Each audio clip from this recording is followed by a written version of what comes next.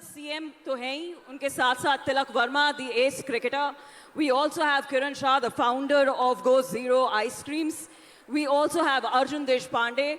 16 साल की उम्र में इन्होंने एक व्यवसाय की स्थापना की जिन्होंने कंप्लीटली भारत की जो स्वास्थ्य अवस्था है उसमें गेम चेंजर के रूप में वो आगे बढ़े. और साथ ही साथ हमारे साथ दिलीप भी हैं, द CWG गोल्ड मेडलिस्ट. एक बार जोरदार तालियां इस पैनल के लिए प्लीज.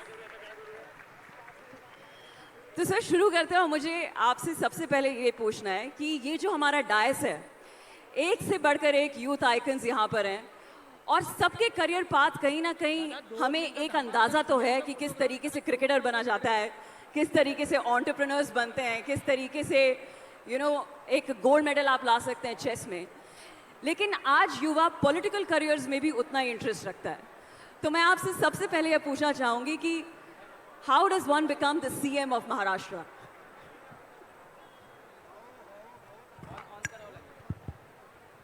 सबसे पहले तो मैं मंथन फॉर युवा को बहुत बहुत बधाई देना चाहता हूं कि हमारे युवाओं की जो बात है उसको सामने लाने का काम मंथन फॉर युवा ने किया है. और ये जो सारे मेरे साथ बैठे हुए इनक्रेडिबल लोग हैं जिन्होंने अपने जीवन में युवाओं को प्रेरित किया है, इन सभी को इस मंच पर लाने का काम मंथन फॉर युवा ने किया है. और आपने एक बहुत अच्छा सवाल पूछा है कि व्यक्ति मुख्यमंत्री कैसे बनता है. वैसे तो हिंदी फिल्म में अनिल कपूर एक दिन के भी नायक बन जाते हैं, मुख्यमंत्री बन जाते हैं, लेकिन इतना आसान नहीं है. देखिए, इस देश में हमारे संविधान ने लोकतंत्र दिया है और इस लोकतंत्र की खूबी यह है कि जो देवेंद्र फडणवीस कभी ये भी नहीं सोच सकता था कि वो कॉरपोरेटर बनेगा, वो मुख्यमंत्री के पद तक पहुंचा, या गुजरात के रेलवे स्टेशन पर चाय बेचने वाला बच्चा देश का प्रधानमंत्री बन गया. तो ये ताकत भारत के संविधान की ताकत है, ये भारत के जनतंत्र की ताकत है, ये भारत में हमारी युवा शक्ति की ताकत है. और मैं ऐसा मानता हूं कि मेरे लिए भी ये जो सारी जर्नी है ये बिल्कुल कभी सोची नहीं इस प्रकार की जर्नी है. क्योंकि जब राजनीति में आया तो केवल विचारों से प्रेरित होकर आया था और उस समय जिस विचारों के साथ और जिस पार्टी में काम करता था लगता नहीं था कभी सत्ता भी आएगी. हम तो ऐसा मानते थे कि अपोजिशन में राजनीति करने के लिए पैदा हुए और रोज आंदोलन करते थे, रोज लड़ाई लड़ते थे. लेकिन पता नहीं जनता ने विश्वास दिखाया और सीढ़ी दर सीढ़ी चढ़ते चढ़ते एक दिन महाराष्ट्र के मुख्यमंत्री का दायित्व मिल गया. तो मैं आपको दावे के साथ कहता हूं, यहां बैठा हुआ कोई भी व्यक्ति अगर मन में ठान ले तो हमारा लोकतंत्र और हमारा संविधान उसको मुख्यमंत्री बना सकता है, कोई उसको रोक नहीं सकता. सर, जिस तरीके का यूथ है, मैं आपको ये बता सकती हूँ कि बहुत सारे आप लोग यहाँ पे आपके करियर को आए कर रहे हैं. वो चाहते हैं कि वो मुख्यमंत्री बने, आगे जाके प्रधानमंत्री बने. लेकिन जितने भी यहाँ पे आप चाहे कोई भी क्षेत्र उठा लें, बिजनेसमैन उठा लें, क्रिकेटर उठा लें, चेस मेडलिस्ट उठा लें, सब लोग जब सक्सेसफुल होते हैं तो बहुत ज़्यादा प्रेशर झेलते हैं. लेकिन आपसे ज़्यादा कोई और प्रेशर नहीं झेल रहा होगा, बिकॉज आप इतनी सारी रिस्पॉन्सिबिलिटी लेके चल रहे हैं. आप इस प्रेशर को हैंडल कैसे करते हैं? देखिए, पहली बात तो मैं कहना चाहता हूं कि मैं जिस प्रकार से पॉलिटिक्स में आया तो पॉलिटिक्स ये मेरे लिए कोई मेरा व्यवसाय नहीं है. It is my mission and I believe कि politics is an instrument for socio economic change. एक ऐसा उपकरण है जो सामाजिक आर्थिक परिवर्तन कर सकता है. और इसलिए मेरी तो जो शुरुआत हुई, मैं 18 साल का था और जिस समय विद्यार्थी परिषद ने तय किया कि हमारे श्रीनगर के लाल चौक पर भारत का तिरंगा फहरता नहीं था और विद्यार्थी परिषद के हम 10,000 लोगों ने तय किया कि हम लोग जाएंगे और लाल चौक पर भारत का तिरंगा फहराएंगे. मैं 18 साल का था, मेरे साथ 30 लोग थे, कोई 16 साल का, कोई 17 साल का, मैं सबसे बड़ा 18 साल का. और ऐसे 10,000 बच्चे हम सारे के सारे जम्मू गए, उधमपुर गए। उधमपुर में जब हमको रोका तो हम लोग पैदल श्रीनगर की ओर गए। उसके बाद हमको मिलिट्री ने रोका, फिर हमको अरेस्ट किया, फिर जम्मू में लाया, फिर हम दिल्ली में आए। दिल्ली में प्रधानमंत्री के आवास का हमने घेराव किया और फिर प्रधानमंत्री जी को हमने झंडा सौंपा कि आप अगर लाल चौक पर हमको झंडा नहीं लगाने देते तो आप जाकर लाल चौक पर झंडा लगाइए। ये बात अलग है कि प्रधानमंत्री उस समय नहीं लगा पाए। और 1992 में आपको याद होगा कि हमारे मुरली मनोहर जोशी जी और मोदी जी इनके नेतृत्व में वापस जाकर हमने लाल चौक पर पहली बार भारत का तिरंगा लहराया। तो वो शुरुआत है। और वहां से लेकर इतने आंदोलनों में मैंने पार्टिसिपेट किया। मैं 20 साल का था जिस समय राम जन्मभूमि आंदोलन में मैं प्रयागराज गया, वहां से अयोध्या की तरफ गया। और उस समय एक प्रकार से पहली बार गोली चलती कैसी है मैंने देखी। हमारे ऊपर गोली चली, डंडे बरसे और बाद में हमको अरेस्ट किया। तो 20 साल की उम्र में सेंट्रल जेल बदायूं में 18 दिन था। मैं 18 दिन सेंट्रल जेल बदायूं में काटे, वापस आया, लेकिन वापस उस आंदोलन में गया। और 1992 में जिस समय बाबरी ढांचा ढहाया गया उस समय मैं वहां था और मुझे इस बात का बहुत गर्व है। क्या बात है। जब शुरुआत ऐसी है तो आपको प्रेशर हैंडल करना आ ही जाता है। प्रेशर की बात कर रहे हैं, तिलक वर्मा है हमारे साथ। तिलक,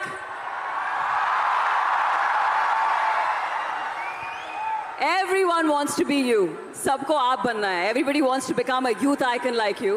लेकिन शायद बहुत कम लोगों को ये नजर आता है कि ऑफ कोर्स इनके पास वो फेम है, जिस तरीके से आप परफॉर्म कर रहे हैं, वो एशिया कप का फाइनल 2025 का कोई नहीं भूलेगा पाकिस्तान के खिलाफ। लेकिन तिलक वर्मा होने का सबसे चैलेंजिंग और सबसे डिफिकल्ट पार्ट क्या है? फर्स्ट ऑफ ऑल नमस्ते Nagpur. I'm extremely happy to see you all here today, and there are so many young people, so many dreams. So it's important, it's very important to courage to turn those dreams into reality. And yeah, ma'am अब बोल रहे हैं तो pressure तो बहुत रहता है, जैसा आपने बता रहे थे कि पाकिस्तान के साथ तो as a same common human being की तरह ही मेरा धड़कन भी एकदम बहुत तेज चल रहा था। तो स्पेशली उस समय मुझे लगता था कि जब 11 लोग खेल रहे थे हम लोग तो देश के लिए रिप्रेजेंट कर रहे हैं, तो उस समय जो भी जीत आएगा तो हम लोगों के ऊपर ही है। तो उस समय अगर मैं भी प्रेशर फील होता है तो एज ए टीम नहीं पूरा देश को नीचे किया वैसा होगा। तो मैंने सोच रहा था कि बचपन से जो प्रैक्टिस किया है मैंने वो ही मन पे मैं ब्रीथिंग करते हुए सोच रहा हूँ कि ये अपॉर्चुनिटी मेरे को बार बार मिलेगा नहीं जो अपने तिरंगा को लेटा सकते हैं। तो वही दिमाग में चल रहा था और बचपन से बहुत मेहनत की है, तो वो सब चीज़ बस उस समय सोच रहा था और बाकी सब भगवान ने दिया है। जी बिल्कुल, एक बार जोरदार तालियां प्लीज। लेकिन मेरा सवाल ये था कि तिलक वर्मा होने का सबसे डिफिकल्ट पार्ट क्या है? क्या रिस्पॉन्सिबिलिटी आपको डिफिकल्ट लगती है या फेम डिफिकल्ट लगता है? क्या डिफिकल्ट लगता है? Toughest part is ma'am handling expectations और स्टेइंग कंसिस्टेंट। अभी का वर्ल्ड में कंसिस्टेंसी इज़ मोस्ट इम्पॉर्टेंट। तो उसी साथ ही साथ आप देखें तो जो हम लोग ऑफ द फील्ड करते हैं तो बहुत मेहनत होता है। तो training every day, staying patient, तो जो हम लोग करते रहते हैं उसमें सेटबैक्स भी रहेंगे, क्रिटिसाइज्म भी रहेगा, बहुत कुछ रहेगा। तो बस ये दिखता है कि हम लोगों का रन सक्सेस और अपॉर्चुनिटी दिखता है, मगर उसके पीछे बहुत कुछ रहेगा। तो ये चीज़ मैं बोलना चाहूँ। सर यही सवाल मैं आपसे करना चाहूँगी, सीएम ऑफ महाराष्ट्र होने का सबसे टफ पार्ट क्या है? देखिए वैसे तो हर दिन टफ है, समय टफ है, क्योंकि हम लोगों को तो हर रोज़ एक नया चैलेंज होता है। लेकिन मैं ऐसा मानता हूं कि लोगों के एस्पिरेशंस को आपको मैनेज करना है। हर व्यक्ति का कोई ना कोई एस्पिरेशन है जो वो आपकी तरफ देख रहा है और वो चाह रहा है कि आप उसके एस्पिरेशन को पूरा करें।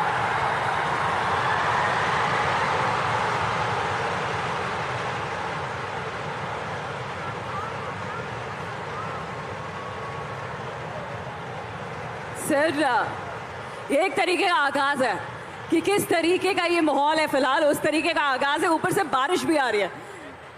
ये हमारे नागपुर के ढोल पथक है, इनके लिए एक बार जोरदार ताली बजाइए भैया।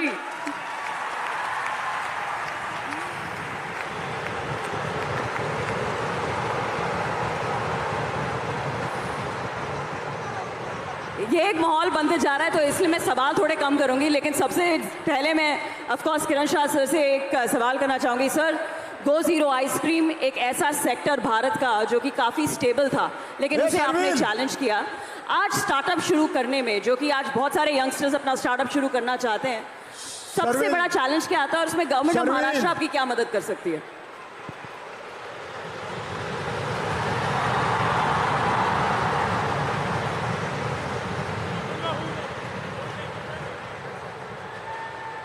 आदरणीय श्री देवेंद्र फडणवीस जी और यहाँ पर उपस्थित सभी लोगों को मेरा नमस्कार। हम जब बचपन में हमसे पूछा जाता है कि बड़ा होके क्या बनोगे, तो स्टैंडर्ड आंसर ये होता है कि मुझे डॉक्टर बनना है, मुझे इंजीनियर बनना है, अब क्रिकेटर बनना है, यस पॉलिटिशियन बनना है। ऑलमोस्ट कोई भी ये नहीं बोलेगा कि मुझे फाउंडर बनना है। ये थी मेरे बचपन की बात। लेकिन आज की अगर मैं बात करूं तो 2022 के बाद जब मैंने गो जीरो शुरू किया, उसके बाद गवर्नमेंट ने इतने सारे इनिशिएटिव से पूरे स्टार्टअप इकोसिस्टम को सपोर्ट किया है।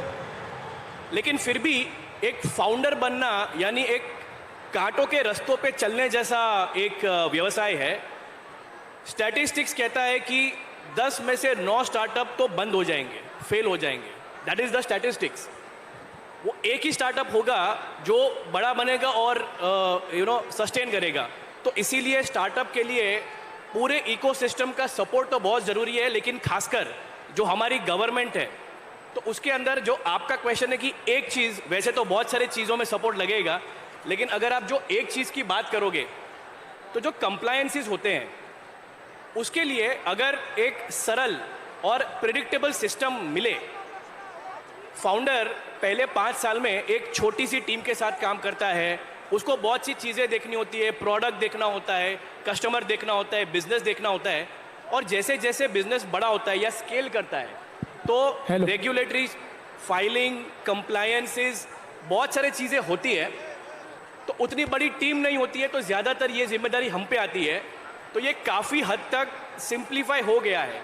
लेकिन अगर सही मायने में एक सिंगल विंडो क्लियरेंस अगर फाउंडर्स को मिले तो जितना वक्त हम धंधे पे लगा रहे हैं, बाकी चीज़ों पे वक्त कम लगे। जैसे जैसे धंधा ग्रो करे, हमारे पास टीम बढ़े, तो अगर ये सपोर्ट गवर्नमेंट से मिले, बहुत हद तक ये मिल भी चुका है।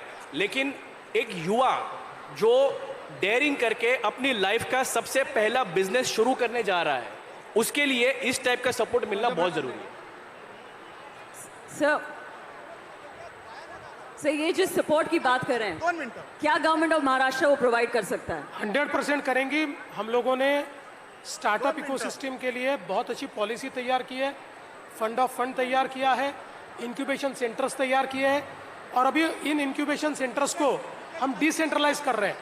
कोई भी टियर 3 सिटी का भी बच्चा अगर कोई विचार करता है और उसको कमर्शियल प्रोडक्ट में ट्रांसफॉर्म करना चाहता है तो उसको पूरी मदद मिलेगी, 100% मदद मिलेगी।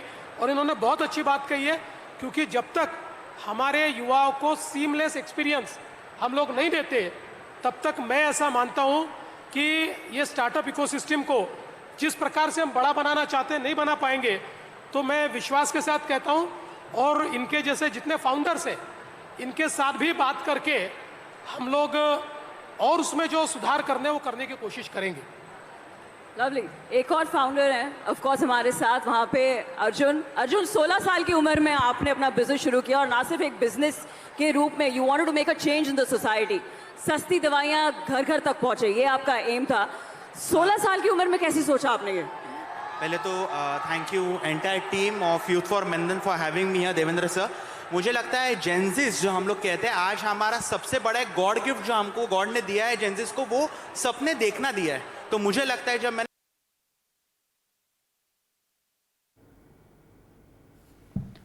आपण बघतोय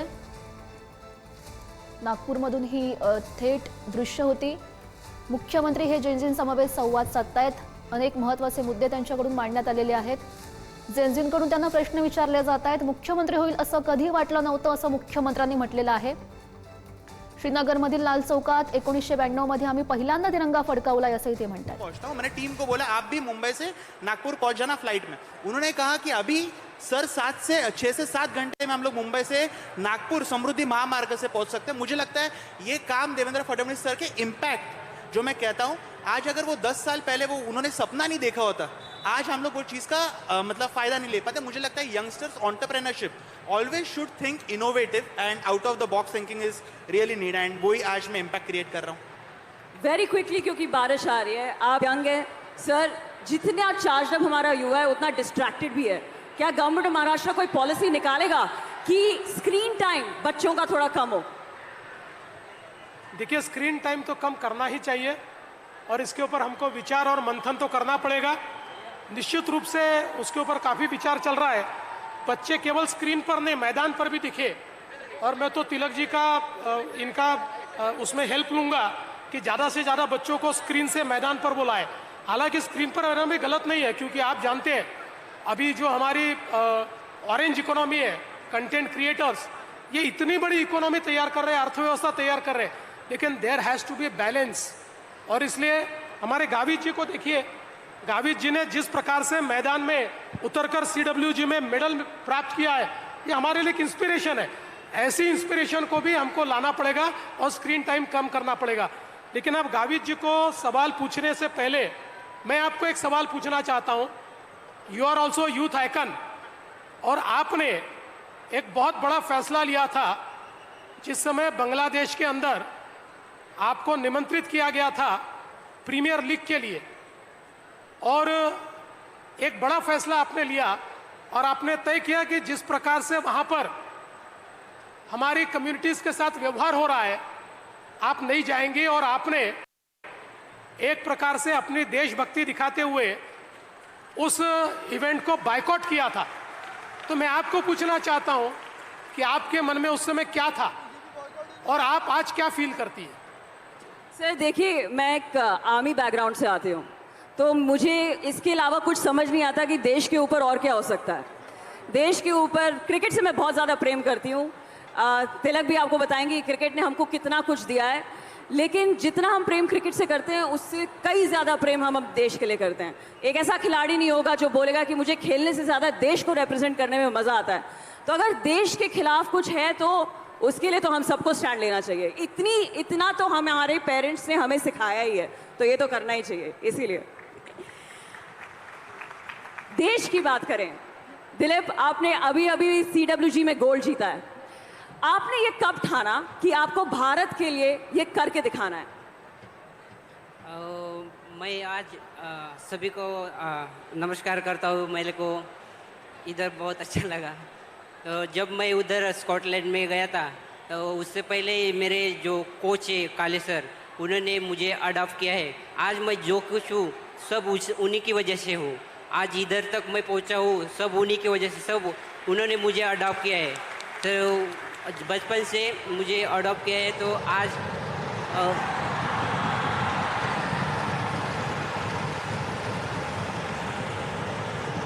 जब मैं कॉमनवेल्थ में गया था, तब उधर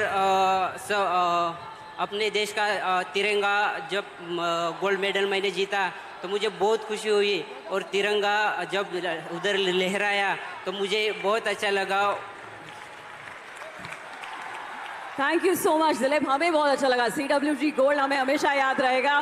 सर बारिश आ रही है, वो जो ढोल ताशा है उसकी वजह से जितनी भी युवाएं देखिए, यहाँ पर... ये ढोल ताशा का एक रिकॉर्ड होने वाला है, इसलिए हम लोग उनको मौका दे. बारिश में वो रिकॉर्ड नहीं कर पाएंगे. अभी अभी मुझे बताया रितेश ने कि एक नया Guinness book of record, world record में इनका रिकॉर्ड आने वाला है. इसलिए मुझे ऐसा लगता है कि let us allow them to Let us play absolutely ढोल ताशा. allow. एक बार जोरदार तालियां for the honorable chief minister Tilak. All right. जिस पल का आपको बेसब्री से इंतजार था वो पल आ चुका है. भारत माता की, भारत माता की, छत्रपति शिवाजी महाराज की जय. वादक प्रमुख तयार रहा. आता मी सूत्र पुढे रेणू अग्रवाल. एक सावधान ध्वज प्रणाम.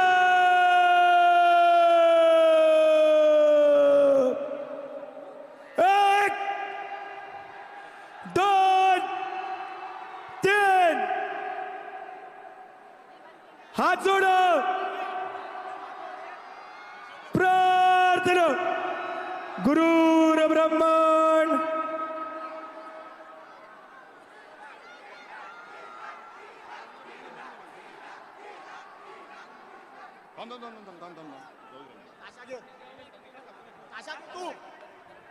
गणपती बाप्पा